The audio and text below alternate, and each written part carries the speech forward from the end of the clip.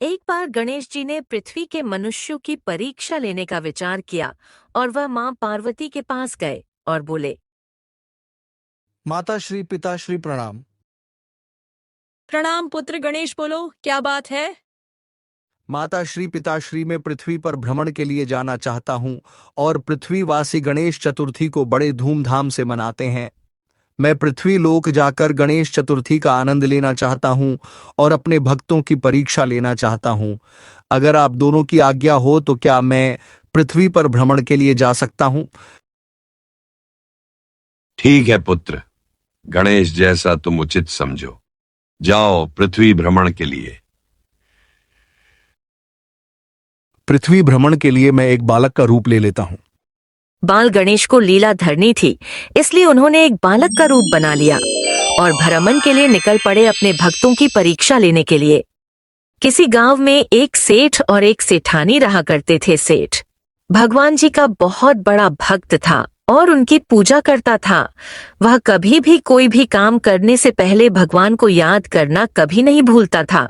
एक बार भगवान गणेश रूप बदलकर खेतों से गुजर रहे थे। उनको बहुत भूख लगी थी।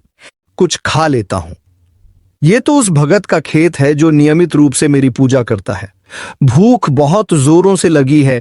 गेहूं के कुछ दाने तोड़कर खा लेता हूँ।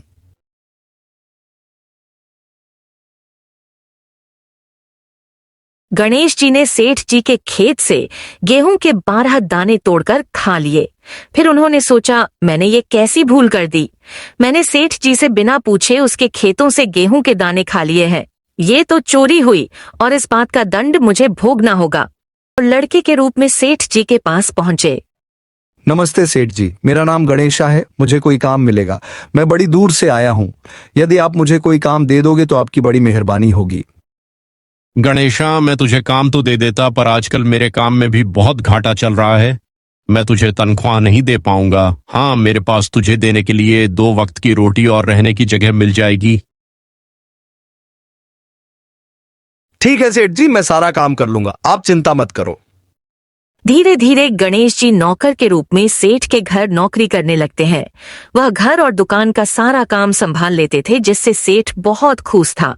एक दिन सेठानी जब सोच से निवृत्त होकर अपने हाथ राख से धो रही थी तो नौकर बने गणेश जी ने सेठानी को टोका। सेठानी जी, जब तक हम अपने हाथों को मिट्टी से नहीं धो लेते तब तक वह स्वच्छ नहीं होते। इसलिए आप अपने हाथों को राख की जगह मिट्टी से धोया करिए। तू एक नौकर होकर मुझे समझाएगा? तेरी हिम्मत कैसे हुई? मैं अभी तेरी शिकायत सेठ जी से करती हूँ।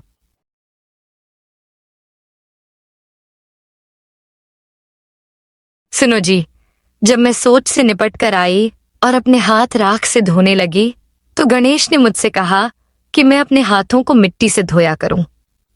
क्या यह बात सही है? गणेशा, बात तो तू ठीक कह रहा है। जब तक मिट्टी से हाथ नहीं धो लेते, हाथ स्वच्छ नहीं होते।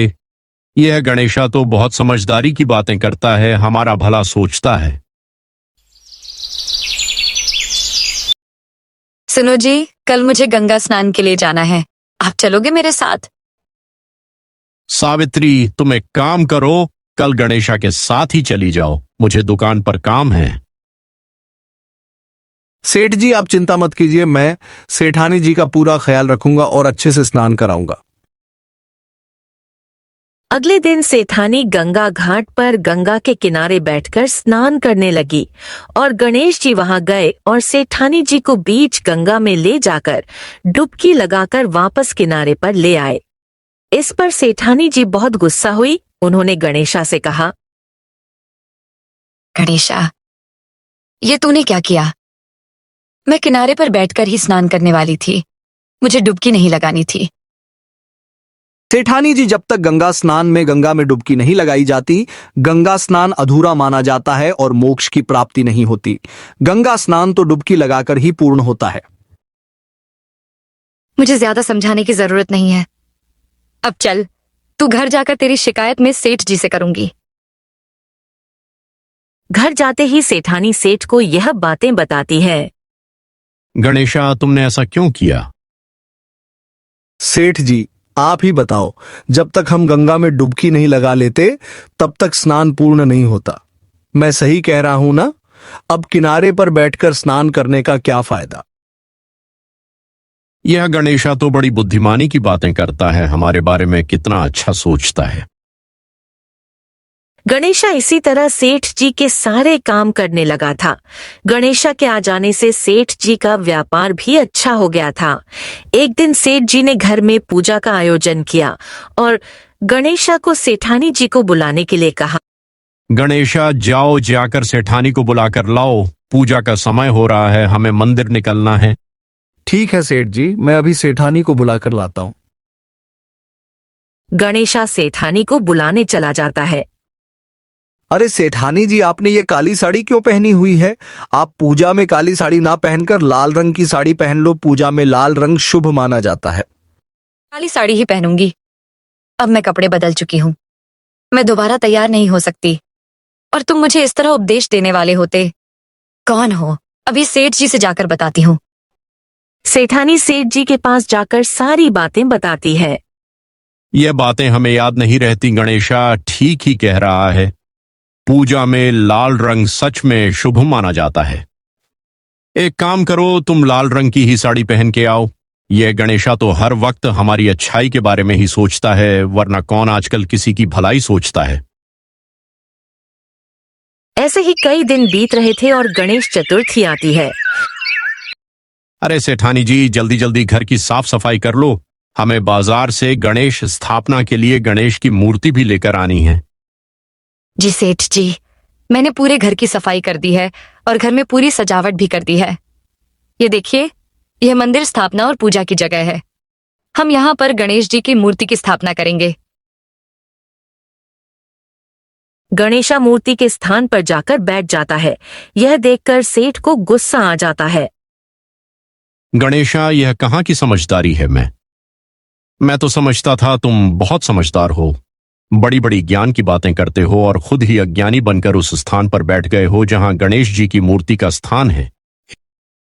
अच्छा, फिर तो मैं बिल्कुल सही स्थान पर बैठा हूं। देखते ही देखते गणेशा भगवान गणेश के रूप में आ जाते हैं। प्रभु, आप एक नौकर के रूप में, हमसे बहुत बड़ी भूल हो गई प्रभु, हम आपको पहचान नहीं पाए, हमें क्षमा कर दो भगवान। हे प्रभु, मैंने न जाने आपको नौकर समझकर कितना कुछ कह दिया, मुझे क्षमा कर दो प्रभु। तुम दोनों बेवजह परेशान हो रहे हो। मैं तो खुद तुम्हारे घर नौकर बनकर आया था। मैंने तुम्हारे खेत से गेहूं के 12 दाने चुरा लिए थे, इसलिए उनका ऋण चुकाने तुम्हारे घर नौकर बनकर आया था। मेरा आशीर्वाद सदैव तुम पर बना रहेगा। इतना कहकर भगवान गणेश अंतर्ध्यान हो जाते हैं। उस दिन के बाद से सेठानी सेठ के घर में खुशियों के भंडार भरे रहते हैं। धरती पर गणेश चतुर्थी की धूम मची हुई थी। सभी गणेश चतुर्थी की तैयारी में जुटे हुए थे। बाजार में अफरा तफरी थी। हर कोई गणेश चतुर्थी की तैयारी में जुटा हुआ था। लोग बाजार में से मिट्टी की मूर्तियां खरीद रहे थे और उनको अपने घर में स्थापित कर रहे थे। गणेश जी स्त्री शिवलोक से यह सारा दृश्य देख रहे होते हैं। धरती लोक पर लोग कितने खुश लग रहे हैं, मुझे भी उनकी खुशियों में शामिल होना चाहिए। एक काम करता हूं, एक बार धरती पर घूमने चला जाता हूं और वहीं जाकर देखूंगा कि मेरे जन्मदिन की तैयारी कैसी चल रही है। और गणेश भगवान जी बालक का अवतार धरते हैं और इसके बाद पृथ्वी लोक पर पहुंच जाते हैं। धरती पर सभी गणेश चतुर्थी की तैयारी में जुटे हुए थे। गणेश जी भ्रमण करते हुए अपने भक्तों को देख रहे होते हैं। चलते चलते गांव में से गुजरते हैं। उसे गांव के बाहर एक टूटी हुई झोपड़ी होती है। उसमें एक लड़की रो रही होती है। उस लड़की की रोने की आवाज सुनकर गणेश जी वहीं रुक जाते हैं। अरे ये रोने की आवाज किसकी है? मम्मी, मुझे भी गणेश जी की मूर्ति घर में स्थापित करनी है। मेरी सारी सहेलियां गणेश जी की चतुर्थी की तैयारी कर रही हैं। मुझे भी गणेश चतुर्थी मनानी है। मुझे भी गणेश जी को अपने घर लाना है। क्यों जिद कर रही हो? तुम्हें पता है ना, हमारे पास 2 वक्त की रोटी के खाने के पैसे भी नहीं हैं। हम गणेश जी को अपने घर कैसे लेकर आएंगे? अगर हम गणेश जी को घर लेकर आएंगे तो उनको हमें अच्छे पकवान, मिठाइयां, फल खिलाने होंगे और हमारे पास तो इतने पैसे ही नहीं है। अगर गणेश जी हमारे घर आए तो वह भूखे रह जाएंगे। सिद्धा, हाँ मम्मी, आप सही कह रही हो। अगर गणेश जी हमारे घर आएंगे तो वह भूखे रह जाएंगे। हम उनको अपने जैसा खाना तो नहीं खिला सकते ना। हे गणेश भगवान, मुझे माफ कर दो। इस साल हम तुमको घर नहीं ला पाए। अब क्या कर सकते हैं? हमारे पास इतने पैसे नहीं है कि हम तुमको अपने घर बुला सके, मगर मेरे पिता जीवित होते तो हम जरूर तुमको अपने घर लाते। कोई बात नहीं गणेश, अगले साल तुम्हें अपने घर जरूर लेकर आएंगे। मेरे ये भगत कितने भोले हैं। इन्हें लगता है मैं भोग चढ़ाने से प्रसन्न होता हूँ, लेकिन इन्हें ज्ञात नहीं है मैं तो मनुष्य के भक्ति भाव से ही प्रश्न रहता हूँ। मुझे जाकर उनकी मदद करनी चाहिए।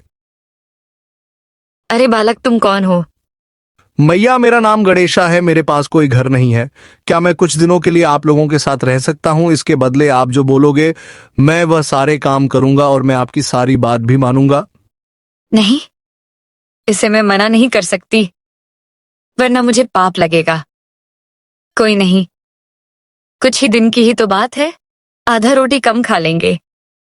तुम मेरे घर पर रह सकते हो गणेशा। यहाँ पर मैं और मेरी बेटी रहते हैं। तुम हमारे साथ रह सकते हो। कविता भगवान गणेश को बालक समझकर अपने घर में स्थान दे देती है। मैया, आज तो गणेश चतुर्थी का प्रथम दिन है। आज आपने गणेश चतुर्थी की कोई तैयारी नहीं की मैया। मन तो हमारा भी है, पर हमारे पास इतने पैसे नहीं है कि हम गणेश जी को अपने घर बुला सके। अरे मैया, गणेश धन दौलत से खुश होकर थोड़ी आते हैं, वह तो अपने भक्तों के भाव को देखते हैं। आप एक बार गणेश को अपने घर बुलाकर देखो, आपके सारे कष्ट हर लेंगे। आप लोग घर की साफ सफाई करिए, मैं गणेश की मूर्ति और पूजा का सामान लेकर आता हूँ। अरे तुम कैसे लेकर आओगे? अरे मैया, मैंने यहाँ कुछ महीने एक सेठ के यहाँ काम किया था। वह सेठ मुझे बहुत मानता है। मैं उसी की दुकान से सारा सामान ले आऊंगा, आप चिंता मत करिए। सच में आप गणेश जी को घर लेकर आओगे? मैं अभी गणेश जी को घर पर लेकर आता हूं, तुम तब तक घर की साफ सफाई कर दो। बाल गणेश घर के बाहर जाते हैं और अपनी शक्ति से एक गणेश की मिट्टी की मूर्ति और कुछ फल और कुछ पूजा की सामग्री उत्पन्न करते हैं। उधर कविता और गोरी सारे घर की सफाई करती है। गोरी बहुत ही खुश थी क्योंकि आज पहली बार उसके घर पर गणेश जी की स्थापना होने वाली थी। थोड़ी देर बाद बाल गणेश जी मूर्ति और सामग्री के साथ लौट आते हैं। उनके साथ में फल, मिठाइयाँ, पूजा के लिए सामग्री। गणेश भगवान जी की मूर्ति देख गोरी कविता बहुत खुश होते हैं। वह दोनों खुशी खुशी अपने घर में गणेश जी की मूर्ति की स्थापना करती हैं। जो घर पहले खाली सुना सुना लग रहा था, वह मूर्ति स्थापना के साथ खिलखिलाने लगा। कविता और गौरी ने घर को अच्छे तरीके से सजाया था। मम्मी देखो, अब हमारा घर कितना अच्छा लग रहा है। गणेशा भैया की वजह से आज हमारे घर पर गणेश जी आए हैं। हाँ बेटा, गणेशा, तुम्हारी वजह से आज हमारे घर पर भगवान गणेश जी की स्थापना हुई है। मैं किस तरह से तुम्हारा धन्यवाद करूं? अरे मैया, आपने मुझे यहाँ रुकने की जगह दी है, इतना बहुत है मेरे लिए। बाकी जब तक मैं हूं, मैं आपको कोई भी काम नहीं करने दूंगा। भगवान गणेश साक्षात बालक के रूप में कविता के घर पर रहने लगे और कविता का काम में हाथ बटाने लगे। इसी से कविता को काम में काफी मदद मिल गई। वह भगवान गणेश जी की पूजा अच्छे से करने लगी। गणेश जी अपनी शक्ति से पूजा की सारी सामग्रियां लेकर आ जाया करते थे, जिससे कविता को पूजा करने में कोई परेशानी नहीं होती। कविता के साथ गोरी भी गणेश जी की पूजा में बैठी रहती थी और साक्षात गणेश जी अपने भक्तों की सेवा में जुटे हुए थे। गोरी और कविता को शायद यह पता भी नहीं था कि गणेशा कोई बालक ही नहीं बल्कि भगवान गणेश है। देखते देखते गणेश चतुर्थी के 9 दिन अच्छे से बीत जाते हैं। आज गणेश चतुर्थी का आखिरी दिन था। सभी लोग गणेश जी की मूर्ति विसर्जित करने के लिए जा रहे होते हैं। सारा गांव उत्साह उल्लास से भरा हुआ था। सभी लोग खुश थे, सभी नाच कर रहे थे। हर तरफ शोर शराबा था। इधर कविता और गौरी भी मूर्ति विसर्जन के लिए तैयार हो चुकी थी। गणेशा भैया, आज हम मूर्ति विसर्जन के लिए जा रहे हैं, आप भी चलोगे ना? हाँ हाँ गोरी, क्यों नहीं, मैं भी चलूंगा। आप लोग चलो, मैं पीछे पीछे आ जाऊंगा। ठीक है भैया। कविता और गौरी पूरी रीति रिवाज से गणेश भगवान को घर से विदा करते हैं और मूर्ति विसर्जन के लिए जाते हैं। नदी में गणेश भगवान की मूर्ति विसर्जित करने के बाद जब कविता और गौरी घर पर आती हैं तो वह अपने घर को देखकर चौंक जाती है। वह देखते हैं कि उनके टूटे हुए घर की जगह एक बड़ा आलीशान महल खड़ा है। जब वह दोनों घर के अंदर घुसती है तो देखते हैं कि उनके घर सोने के सिक्कों से भरा हुआ है। मम्मी देखो, गणेश जी ने हमारी पुकार सुन ली। उन्होंने हमारे टूटे हुए मकान को महल बना दिया। सही में बेटा, लोग ऐसे ही गणेश जी को कष्टहर्ता दुखहर्ता नहीं कहते। उन्हें तो कुछ ही दिनों में हमारे सारे दुख कष्ट हर लिए। मगर मम्मी, गणेशा भैया कहाँ है? वह तो हमारे साथ ही विसर्जन के समय भी नहीं। हाँ, ये तो मैंने भी ध्यान नहीं दिया। गौरी, जा गणेशा को ढूंढ, बाहर जाकर भटक तो नहीं गया बेचारा। फिर एकदम से एक अद्भुत प्रकाश दिखाई देता है। इस प्रकाश में गणेश भगवान गौरी और कविता के सामने प्रकट हो जाते हैं। गौरी और कविता दोनों भगवान गणेश के सामने हाथ जोड़कर खड़ी हो जाती है। गणेश जी कहते हैं, मैया, गणेशा को ढूंढने की जरूरत नहीं है। मैं गणेशा बनकर एक बालक के रूप में आपके घर में 10 दिन के लिए आया था। अब धरती पर मेरा समय पूरा हो गया तो मेरे भक्तों ने मुझे विदा कर दिया। आप चिंता मत करो, अगले साल फिर से मैं आपके पास आऊंगा और आपके साथ रहूंगा। इतना कहकर भगवान गणेश अंतर ध्यान हो जाते हैं। मम्मी, यह तो साक्षात भगवान गणेश जी थे। हाँ गौरी, गणेश कोई और नहीं, भगवान गणेश जी थे जो बालक के रूप में हमारे घर हमारा कष्ट हरने आए थे। यह जानकर दोनों की आंखों में आंसू आ गए। भगवान गणेश की कृपा से कविता के घर में खुशियों के दिन लौट आए। अब उनके पास किसी चीज की कमी नहीं थी। वह धन धान्य से संपन्न हो चुकी थी। इसके बाद वह हर साल गणेश